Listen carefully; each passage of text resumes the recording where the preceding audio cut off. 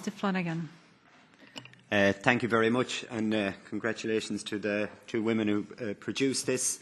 And overall, it looks like things have improved from where I come from anyways, women's involvement in farming, even though when my father was growing up, I thought it was my grandfather was doing the farming, but he said it was actually the women in the area who did it, while a lot of the men sat down and instructed them what to do.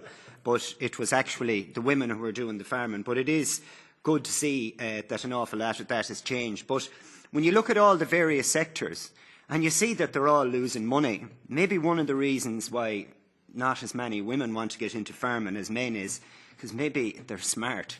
Maybe they've added up that you can't make a living out of it. And if you want to encourage more women into it, well, maybe it needs to be a more sensible, sustainable sector to get into, because they'd like to make a few quid out of it, and that is smart. I mean, they say that women are probably, and in my experience, probably the best at working out what should be spent at home. And maybe some of them have done the balance sheets in their head and said, I'm keeping away from that.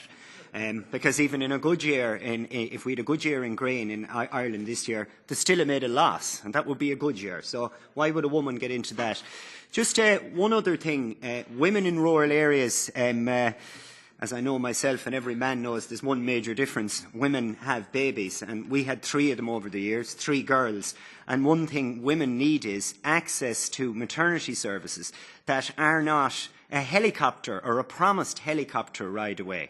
And if you want to get women to stay in rural areas, well, one way you'll encourage it is if they feel safe that when they get pregnant that they'll be able to get to the services.